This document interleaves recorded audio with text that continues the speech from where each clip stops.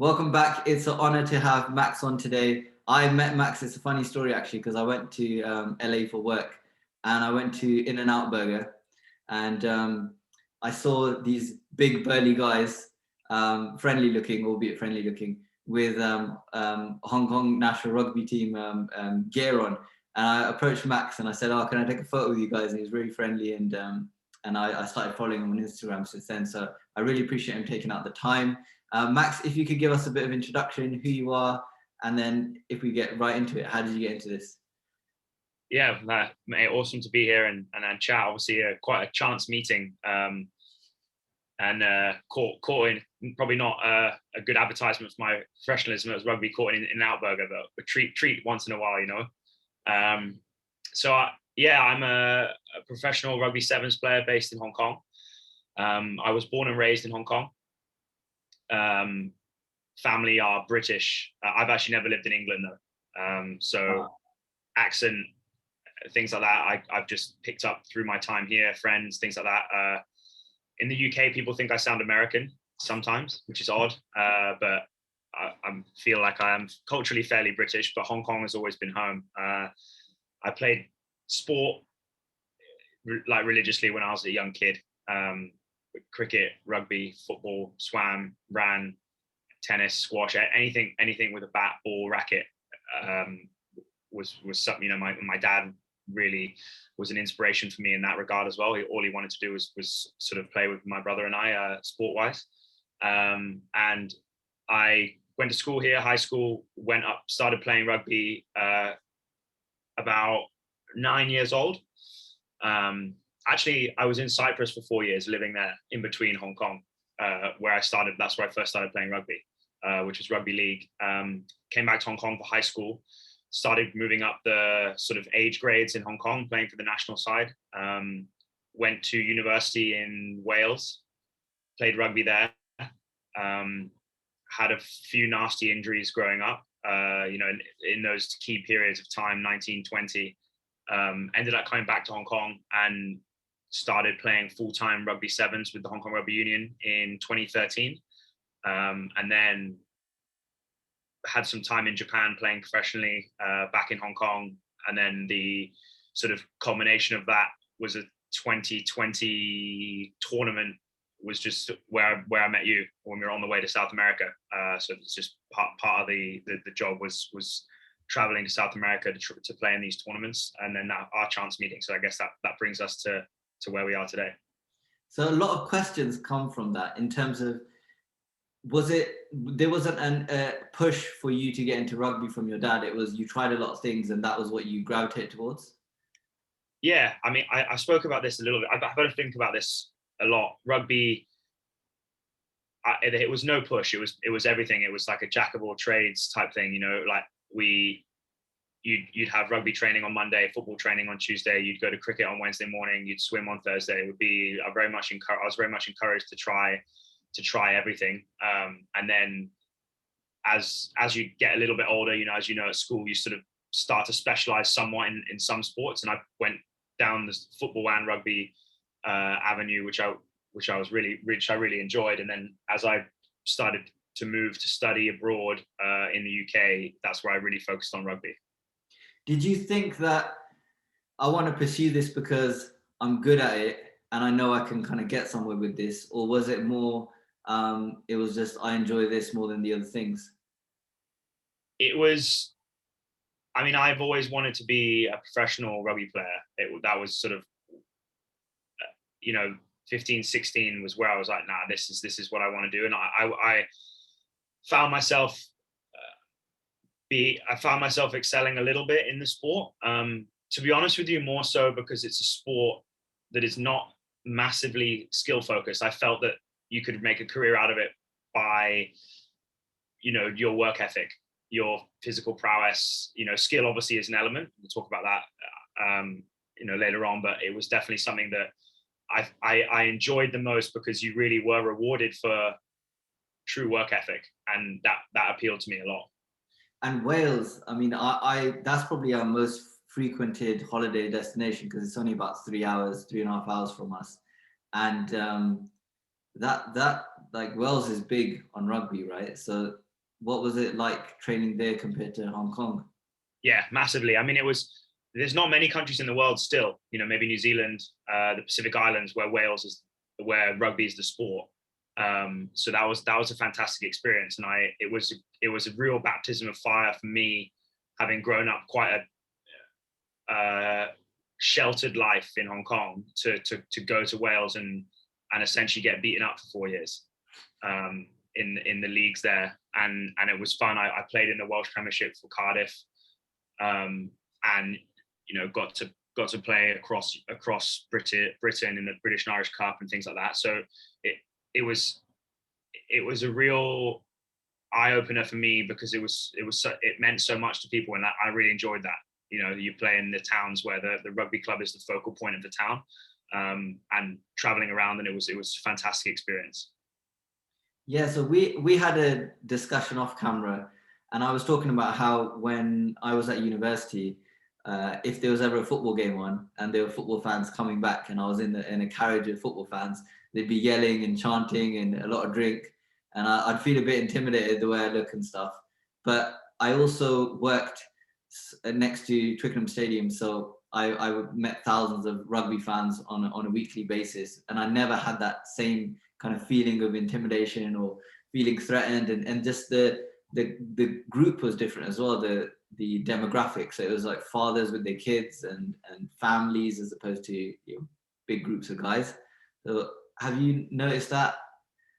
Yeah, I mean, massively in Wales, it was, you'd have these massively intimidating guys, that had like tattoos all over their necks, like up in the valleys in Wales at these club teams, and they'd go at you for 80 minutes. They really would, and they'd get stuck in, and they'd be sort of like not that friendly. But then as soon as the game was over, you go in, you have a beer in the clubhouse, and it was brilliant. It was.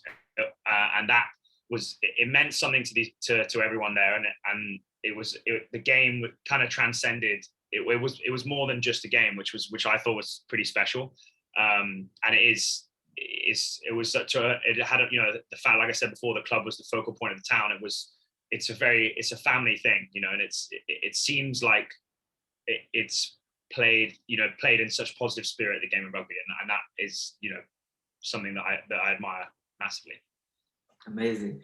And I was talking to you again off camera about this show I used to watch. I believe it was called Sports Science, and they would test different athletes, and the tests were uniform. So they'd look at like speed, power, the athlete could generate, and they'd test martial artists, footballers, sprinters, rugby players.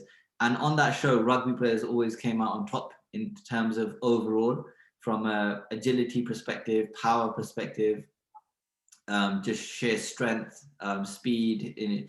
So what, and me as a father, I've got 2 kids, and I thought, if I look at all sports and you look at the way someone's physicality develops from a sport, I would want my kids to do rugby, because they would just be amazing athletes from it. So what is it about rugby that kind of breeds these amazing athletes? And I actually did a CrossFit competition once, and it was a team thing at the CrossFit club I was part of.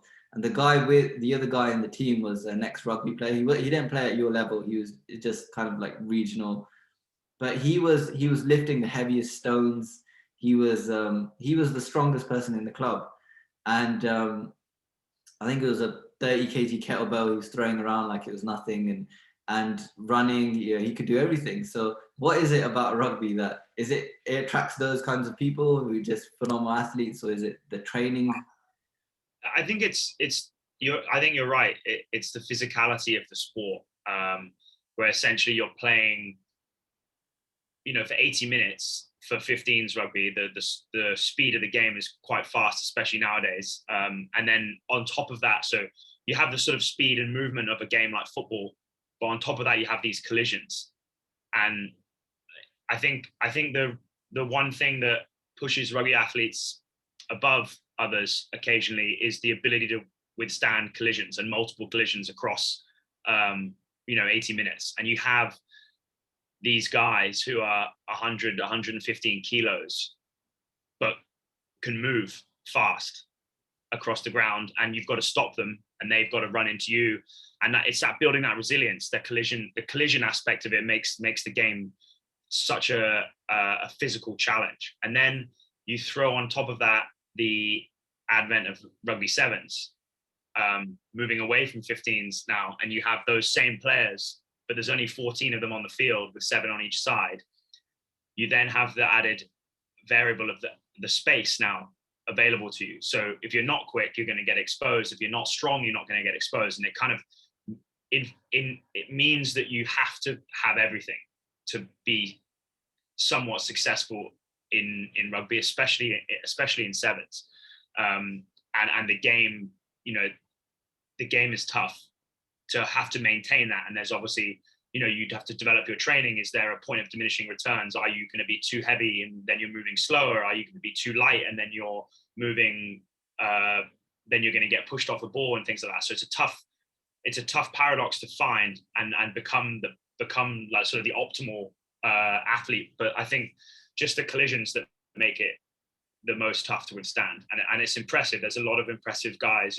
I'm definitely not one of the top guys, and it's just a joy to watch the lads who can move quickly at a big weight.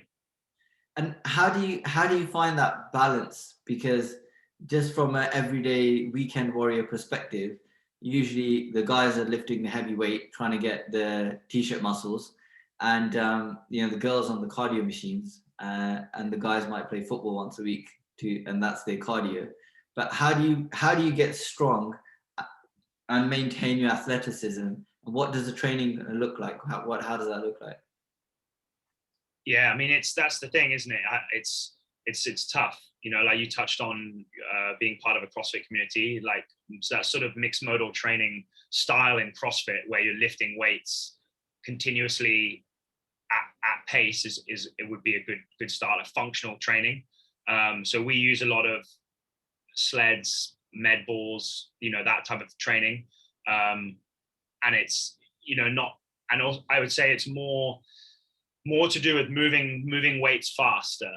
So if you're doing, if you're if you're a bodybuilder, like you said, a weekend warrior, and you're doing 4 sets of 12 bicep curls, there's a place for that because you're going to put on size and volume. But when it comes to moving those movements, when you need to move your muscles and body fast, that's not the optimal way of training. So you kind of have to meet in the middle where you're lifting weights, and you can bring all these aspects to your training to make sure you become a functional athlete. But I think it's more just moving things at pace, and then as you put on weight, you then train your running with your weight, which then becomes a form of resistance training too. So it kind of they all complement each other. And people, I find, always want to know about diet. So with the volume of training you're doing, like how many you must have quite a calorie intake. Yeah, I'm not massive on calorie counting personally. But I would probably say I hover around 4,000 a day, which is 4,000 to 5,000 a day, which I guess would be quite a lot. But for me, I kind of, I'm 30 now, so I've been playing for a long time. I feel like over the years I've come to a better understanding of how my body works and what weight is optimal for me in terms of what I offer physically, as well as being able to move efficiently. But food wise, I do watch my diet pretty closely. I'm into that sort of stuff. I do like health and fitness and well-being, and I do think it comes hand to hand with being a professional athlete, obviously. But it more so just focusing on good foods. I really try it. Like, it's pretty easy. It's try and limit as much processed foods and sugars as I can, and fuel. It's fuel and fueling for what we need to do and perform optimally. You like the right carbohydrate sources, oats, rice. The right fuel sources. Lean meat. I've tried to eat a bit more red meat in the last year or 2 years, just in terms of sort of the calorie efficiency and other things like that. But it's a tough one to get there. But over years, I feel like I've perfected it a little bit. Amazing. And I haven't told you this story, but I went to Richmond College and I was sitting in business studies next to this friendly girl, and we got chatting. And she said she used to play for England in the under-21s team.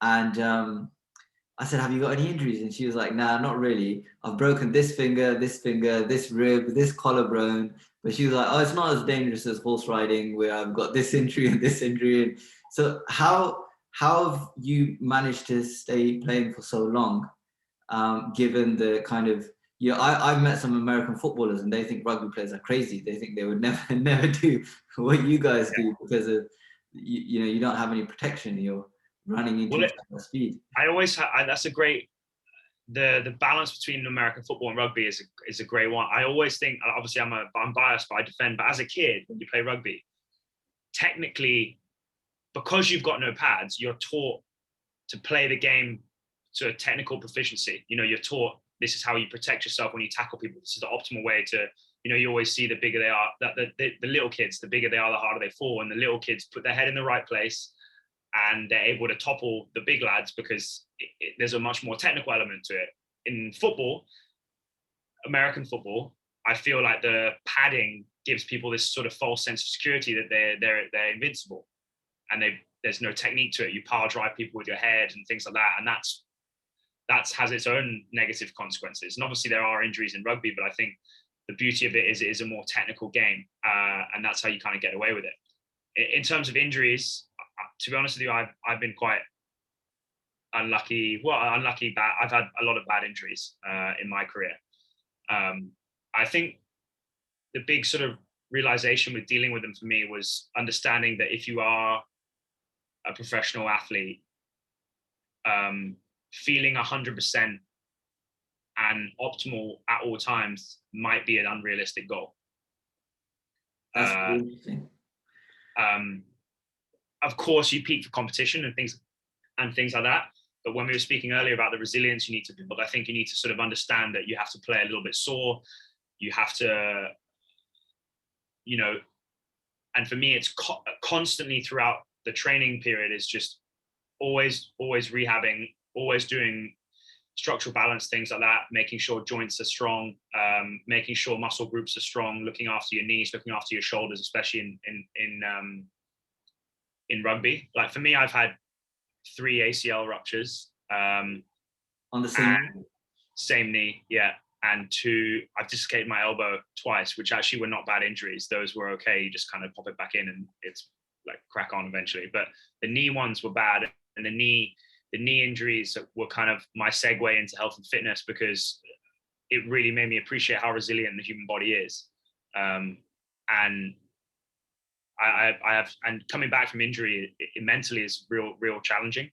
But it's again one of those things you just kind of just flip your mindset, like I said before, and understand that you might not be 100% all the time, and that like the real battle is upstairs. It's in your head. And if you, obviously, I'm not saying play injured, but it's understanding the body, and you can essentially work on bulletproofing the body to make it more resilient and a bit less prone to serious injuries. I wanted to ask about the injury stuff because I know that's a passion of yours, and you're knowledgeable in that area, but also the mindset aspect of it. Because for an everyday person, or from somebody with a weaker mind like myself, if they get injured, they probably think, well, with an ACL, you're looking at 9 months rehabilitation at the least, right? Yeah. And that's a long time to be out and feel like you're not able to do the things that make you happy. So yeah. How do you overcome that mentally? I think like it's a good question. I think that, well, for me, my passion would be if people are training regularly and playing sports socially, there should be some form of structural knee strengthening training in their program. Like you mentioned, talking about the average Joe gym goer, like when people go to the gym, for you to be healthy and strong and vital, some form of knee rehabilitation strengthening should be part of your regimen for sure. But I guess it's tough when you, like you said, 9 months out and and hobbling around and having an operation when it's not your job to play sports is really, really tough, really tough. People do it all the time, and it's hard. But I feel like for me, it would be about, you have to just embrace it as a new challenge and look at it as a way to get better. Perhaps if you were forced to rehab a knee injury, sadly, it would make it. Does that allow you to get into the gym more often? It forces you to go into the gym more often, to think about your health, to add strength training, which I think is a massively key part of any healthy lifestyle, into your routine. Then that can only be a positive thing ultimately. Like again, that's the mindset thing, switching things over and embracing things, negative things as a bit more of a challenge, and hopefully getting better from it. It's amazing how you've turned something very adversarial in terms of such a severe injury. It's probably one of the worst somebody could have in terms of an ACL rupture, and having it 3 times, and turn that into a positive in terms of looking at other areas that you can work on, or accepting that as part of the journey, and turning it into a positive. So that's amazing. I wanted to ask you about books, because you mentioned you're an avid reader. Are there any books that you recommend for people who are interested in general, the mindset stuff? Yeah, I've been reading a lot of Stoic philosophy recently. A sort of modern Stoic is a guy called Ryan Holiday, and his book's called Stillness is the Key, and I thought that was one of the best books I've read. I've read that. It's a brilliant book. Yeah, in a long time, and that for me is good. I really like the mindset stuff. I like 12 Rules for Life, Jordan Peterson, obviously. To be honest with you, I'm a massive reader, but I'm very vanilla in the sense that I do read the ones that everyone recommends, if you know what I mean. But I think those 2 books are great choices. For sure, I really like things like the 4-Hour Body was very influential for me, Tim Ferriss, in terms of training and routine and things like that. The 2 ones that have really hit me this year were Stillness is the Key and Atomic Habits by James Clear. Brilliant. Thank you for that. And yeah. I wanted to ask you about traveling as well, because I mentioned that when I went to LA, I was out for about 3 days afterwards because the time zone change, and I just wanted to stay in bed. And how do you manage like traveling competition and having to compete like a couple of days later and that kind of stuff? I know some people now in the business world, they do IV kind of multivitamins to try and rehydrate, and there's all this electrolytes and all this kind of stuff. But how do you manage that? Because I know for people who suffer from jet lag or who suffer from, it can be quite bad for some people. Yeah, I mean, it's something that I've got a little bit more into as my career has developed. When I was 23 and I was flying around, it's funny, that sort of stuff doesn't seem to bother you, does it? But I mean, especially that one where we saw you going to South America was a massive struggle. The travel thing, it's about mitigating the negative effects of flying and jet lag, essentially, for me. And so I think of it like flying, the issue is nutrition and hydration would be nutrition, hydration, and sleep.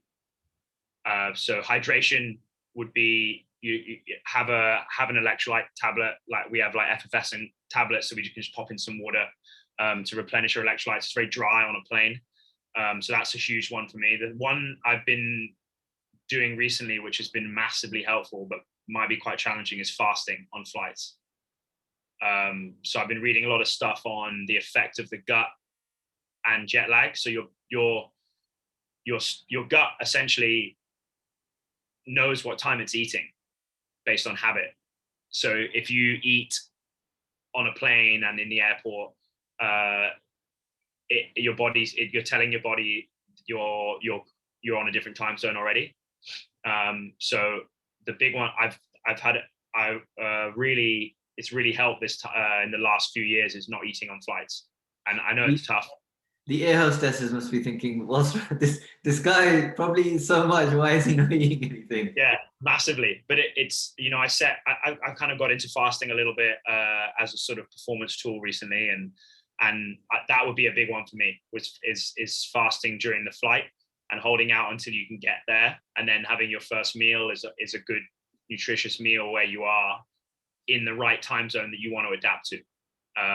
You obviously, for that, not to mention the benefits of not eating food at airports and on airplanes, which nutritionally is not excellent.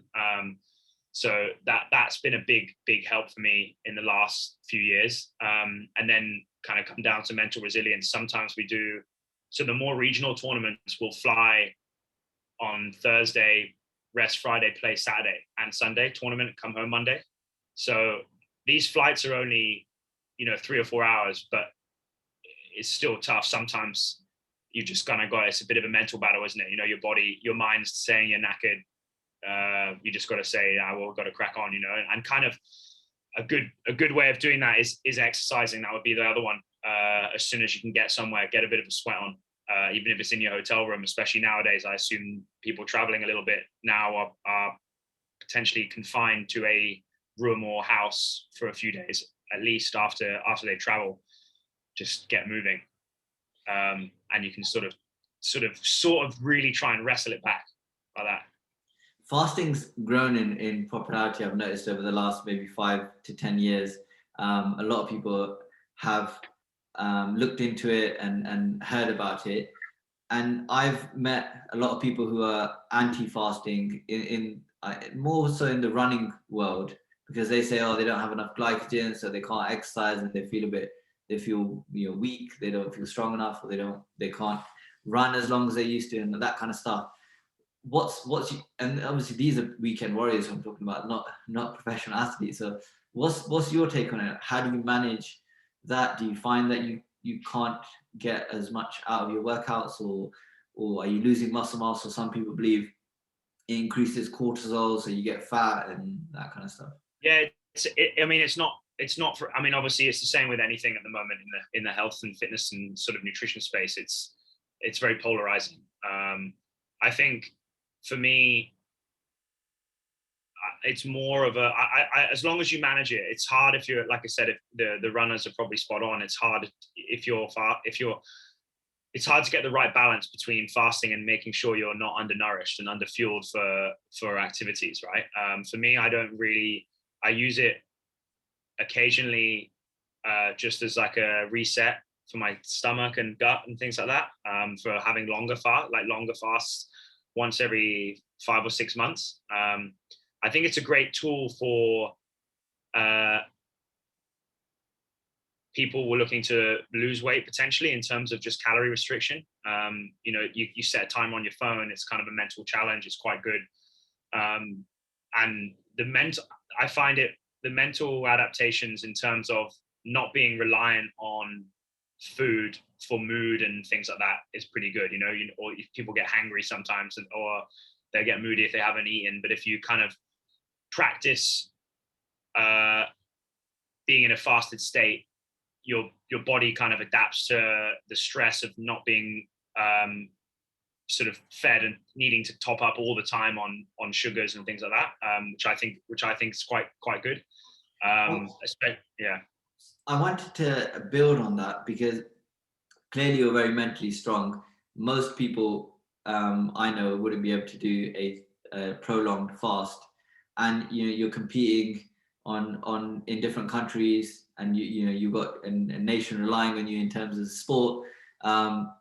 How do you deal with the kind of mental aspect of competition and diet and training? And you must have days when you wake up and think, I can't be asked today, I'll just get back into bed. And how do you deal with all of that? Yeah, it's the same with anything. Some days I really don't want to train, but I think it's about, for me, it's understanding that that's really, really normal, no matter what. And I expressing some gratitude for being able to do what I do.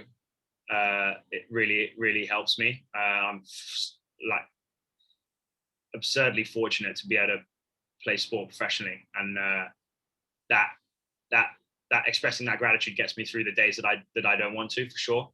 And then someone said this to me the other day, and I really enjoyed it. When I was getting hang up, a lot of the time we play in tournaments, where it's a one-off tournament. If you lose, you're unlucky. Cheers, chin up next year, which is tough, especially as I get a little bit on in my career, knowing that I can't do this forever. So it's difficult to not get hung up on results and feel pressure all the time, and you lose yourself in that, and you end up not enjoying being at places and playing games, which is hard. But I think someone said to me the other day, imagine if your 14-year-old self could see you playing international rugby tournaments and how chuffed you'd be. And I thought that was really hit me as something special. And it kind of comes down to the Jordan Peterson adage of compare yourself to who you were rather than other people, which I really like. But that really has helped me in the last few weeks in terms of this tournament, for example, and celebrating wins comparing to your old self rather than results and other teams and things like that has been really helpful in terms of the mental state. Amazing. Thanks for sharing that. It's very powerful. Lastly, I wanted to talk about your training and your training other people as opposed to yourself. And I know you're a qualified PT. And how does that work? It's obviously you've got your training schedule, and do you work with people remotely, or can you tell us more about that? Yeah, sure. I do a bit of both. I train. I've sort of kind of got my own, during lockdown. I kind of got my own gym together on my rooftop in Hong Kong, and then anytime I have outside of rugby, I'll train clients. So I've got about 10 clients or so here in Hong Kong, one-on-one, that I train in a gym in town as well as on my roof. So I enjoy that. I kind of was, like I said earlier, I was pushed into this space from rehabbing and learning about strength and physiology from myself, and I feel like it's quite a good trial and error system. I feel like the things that work on myself, I can use with clients, and the things that don't work on myself, I'll be like, oh no, chuck those in the bin, So which is quite good. But I do so mainly that, but I'm moving into the online space, so I train clients online. So if people reach out on Instagram, I can have a chat to them about training and things like that. And I use a platform called True Coach, which is a really good bit of software. I don't know if you've used it before. It's online programming where you kind of map out programs. You can upload videos, and you have like back and forth with your clients and stuff online, all done through an app. So I use it personally. So I have people who help me with my training, which I think is such an important aspect, like always having someone else teaching you things just nonstop. And so that, as I shift more into online training, especially nowadays with lockdowns and things like that, it's been good, and it's been a good challenge because I feel like I've had to adapt a little bit in terms of training people with potentially no equipment, with limited resources, with limited space, and it's been a fun challenge. So that's definitely something I want to move into after rugby. For now, it's still a smaller percentage of my focus in terms of like my life, but I do really enjoy it, and it's it's definitely part of the dream to have my own space where I can train people and build a community of people who want to challenge themselves and train. And the online stuff is great because you can say what you want about social media and things like that, but it allows you to reach people all over the globe, and being able to have this conversation is pretty special, and being able to train people around the world in different gyms using the software is really cool. And most of the people listening to this probably won't be professional athletes like yourself. So do you train the everyday person as well, or is it mostly athletes? No. So I don't really train athletes at the moment. I prefer training people who are just in the general population. I train people who work in marketing companies, bankers, just people who want to make changes to their body and things like that. And my sort of training philosophy in terms of that is kind of athletic training for everyone, essentially. So I want people coming in and moving sleds and lifting weights and pushing bench presses and throwing med balls and things like that, because I think that athletic training is so scalable and so important for everyone to engage in terms of function. You know, it's picking heavy stuff up off the floor. It is just so translatable to everyday life, and I think there's something so engaging in people learning new skills and challenging their body who might not be used to it. You know, and it offers such a nice such a nice different, like, sort of change of scenery to people who might be working in an office all day. Absolutely. I can attest to that. I find my time in a gym is so different from the other worlds that I'm part of. It's actually stress relieving, because I don't have to think about work or anything else. And to add to what you're saying, when you're learning novel movements, when you're learning new things, challenging yourself in different ways, there's different parts of the brain that I utilize as opposed to doing the same thing, like just running the same route you always run and at the same speed and same pace. So there's in terms of preventing neurodegeneration or those types of things, the training methods that you use sound spot on. I appreciate it. Yeah, it's been good. It's been a good challenge. Excellent. So lastly, is there any piece of advice you'd give to kids growing up, and the generations have now changed? It's more of a PlayStation and Nintendo generation, if Nintendo's still around. So what kind of piece of advice do you give to 12, 13-year-olds listening to this who want to be like you? I think a big thing for me was get good at trying. So it's not cool to not try. It's cool to try, and trying hard at things is a skill that needs to be learned. It can't just happen overnight, you know. And I feel with that, you apply that to anything, and it's pretty good. And then in Atomic Habits, James Clear talks about this as well. That expedient pleasures don't give you long-term positivity, but short-term. So expedient struggle will give you long-term pleasure, which I really liked. Wow. So I think that's what I think I learned this. I was really fortunate to have learned this quite quick, but I would love to tell people, you know, when I've coached kids and trained younger kids, you really do need to get good at trying harder stuff, and that can the application that has to everything is big, and that's what I feel allowed me to be successful and follow my dreams, was getting good at trying at stuff early, and it really paid dividends, I think. Amazing. Well, thank you so much for your time, Max. It's really appreciated. Where can people reach you? Where can they find you? So just a lot of training and rugby stuff I'll share, and sort of my general life on Instagram, which is @MaxJWoodward. And that's it for now. I'm not really on the other socials. I like Instagram as a good tool for sharing some stuff, and I follow a lot of people that. Yeah, and your Instagram page is always inspirational. I look at it and think, whenever I see your post, I look at it and think, I need to get onto training. So if you need inspiration, definitely check out Max's page. I'll add all of the things you mentioned in terms of the books, the links to your profile, everything in the description box below. And lastly, just thank you again so much for your time. It's really appreciated. Mate, my absolute pleasure. It's a chance meeting, and it's I like the good thing about the universe to be able to have a great conversation after that.